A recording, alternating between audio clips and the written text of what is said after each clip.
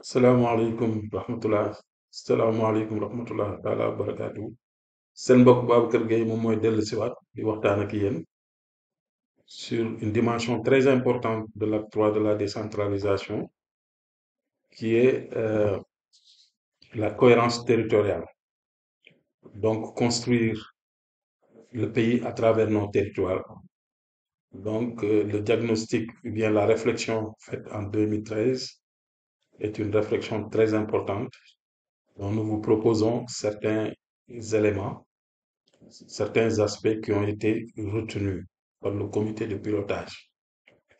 D'abord, si nous examinons ce qu'on a retenu au niveau des anomalies du découpage administratif, ce découpage administratif en 2000, de l'année 2013, donc date de démarrage de ces réflexions, est caractérisé par un certain nombre d'anomalies parmi lesquelles figure la multiplication des échelles de gouvernance et de contrôle territorial pour un pays d'une superficie aussi modeste. Donc, vous avez comme un exemple patent que vous avez relevé, par exemple, la communauté rurale d'Oudalaï, qui est localisée dans la région de Matam, a une superficie de 9794 km² et est 17 fois plus grande que la région de Dakar, qui a 550 km² de superficie. Elle est aussi beaucoup plus grande que les régions de Diourbel, de Kaolack, de Thiès, de Fatick, de Sédhiou et de Ziguinchor. Donc, cette communauté rurale-là a des dimensions donc extraordinaires en tant que commune. La commune d'Udalaï, donc, est 280 fois supérieure à la communauté rurale la plus petite, celle de Darou Nahi, région de Diourbel, qui couvre 35 km². Donc, vous voyez cette différence donc, entre communes. Alors, l'autre aspect, c'est que la distribution statistique de ces superficies est extrêmement dissymétrique. 65% des communautés rurales, soit au total 207 à l'époque, ont une superficie inférieure à 500 km² et concentrent 62% de la population du Sénégal. D'autre part, 45 communautés rurales à elles seules, sur 385, couvrent plus de la moitié du territoire national, c'est-à-dire 106 230 km², pour 13% de la population du Sénégal. Donc, des disparités démographiques aussi ont été notées, qui traduisent la valeur inégale accordée à l'espace, qu'on appelait à l'époque le Sénégal utile et le Sénégal oublié. Une population à croissance rapide marquée par des disparités spatiales. Donc, selon les estimations à l'époque de l'ANSD, sur la base des résultats du recensement général de la population de 2002, font ressortir une population de 12 855 153 habitants en 2011. C'était la date de référence. En termes de poids démographique, en 2011, le tiers de la population est concentré sur deux régions du pays, à savoir Dakar et Thiès. La répartition des densités montre un fort contraste dans la distribution de la population sur l'ensemble du territoire, avec une forte concentration de celle-ci à l'ouest et au centre du pays. Donc ainsi, la région de Dakar a une densité 75 fois supérieure à la moyenne nationale, qui se situe à 65 habitants au km². C'est une véritable dépression démographique révélatrice des contraintes spatiales et socio-économiques qui caractérisent l'espace périphérique. 47,2% de l'espace national est concerné par ces faibles densités. Cet écart est significatif de l'inégale occupation de l'espace national.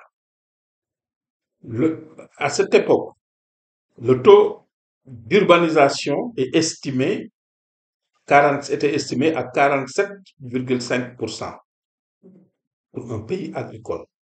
Donc, c'est une remarque qu'on avait fait. Un habitant, c'est 2,5 vit en ville.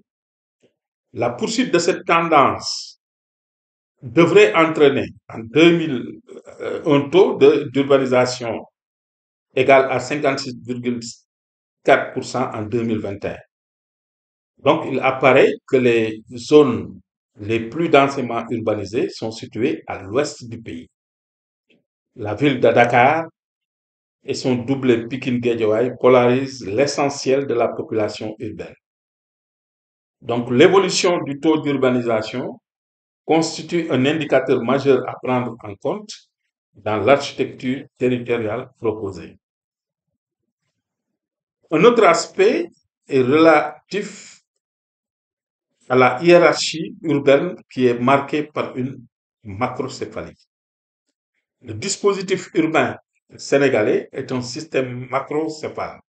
Il s'organise et fonctionne à partir de la métropole dakaroise.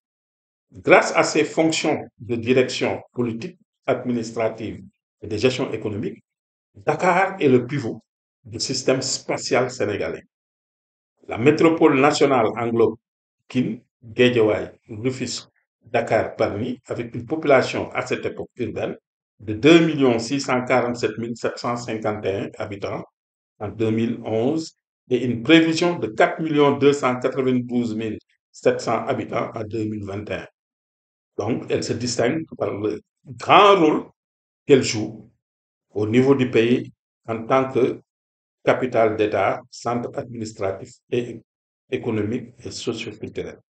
Dakar, ainsi, occupe également une position internationale très importante de par sa situation sur toutes les routes de l'Atlantique, son réseau de communication et de télécommunications et son rayonnement culturel. Le deuxième niveau de la hiérarchie urbaine est constitué par les capitales régionales. Le poids de ces capitales régionales et l'effet structurant de celles-ci sur le champ régional sont très limités par leur faiblesse économique. Une caractéristique majeure de l'urbanisation sénégalaise, source permanente des déséquilibres régionaux.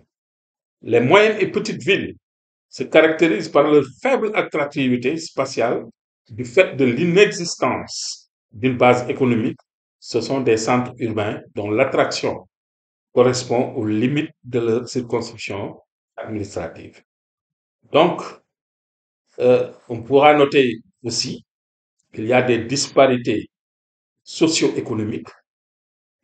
L'organisation du territoire sénégalais est caractérisée par de profondes disparités économiques marquées par le poids de l'axe Dakar-Thiès et surtout de la ville de Dakar en termes d'activités, d'équipements et d'infrastructures par rapport au reste du pays. Aussi, les régions de l'Ouest et du centre qualifié de Sénégal utile présentent tels des indicateurs spéciaux et démographiques qui donnent un aperçu sur l'ampleur de ces disparités, donc qui reflètent les profonds déséquilibres dans la répartition des ressources et des activités. Il existe un lien entre le découpage territorial, l'accès aux services sociaux, la réponse aux besoins des populations, la participation des citoyens à la gestion des affaires locales et le développement socio-économique. En effet, d'une région à l'autre, les paliers territoriaux varient en taille et en forme. Souvent, la coïncidence est forte entre les plus vastes unités et les plus faibles effectifs démographiques. En d'autres termes, les densités démographiques et les maillages les plus denses en activités économiques et services sociaux se retrouvent dans les territoires de petite taille. Du point de vue de la superficie, c'est le cas de la région de Dakar et certaines localités de la frange côtière occidentale. En revanche, plus les territoires ont une superficie importante, plus leur densité démographique et leur maillage en activités économiques et services sociaux sont faibles. C'est le cas de la région de Tambacounda.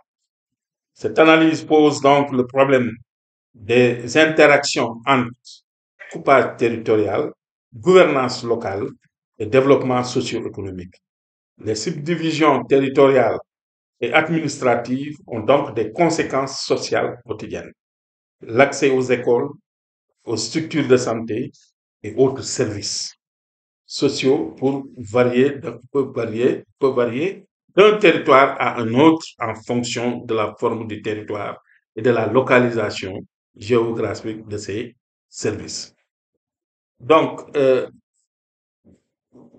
l'exemple le plus patent, c'est, par exemple, je donnerai un exemple, la forte concentration des hôpitaux dans la région de Dakar et la forte concentration des des médecins dans la région de Dakar au détriment de certaines régions. Donc, il est vrai que ces temps-ci, le gouvernement a fait des efforts pour construire des hôpitaux de dernière génération dans certaines régions comme Kafrine, Sédhiou, Touba, ainsi de suite.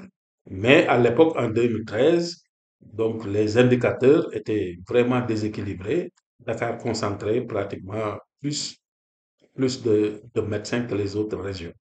Donc, c'était l'explication de cette disparité et d'autres infrastructures aussi socio-économiques de base. Par exemple, au niveau des écoles aussi, cette disparité donc était flagrante. Maintenant, d'autres types de disparités de développement étaient relatives au développement économique. Selon le document des stratégies nationales de développement économique et social, SNDES 2013-2017, les régions de Kolda, Kédougou, Sédhiou, Fatick, Ziguinchor présentaient des niveaux de pauvreté les plus élevés.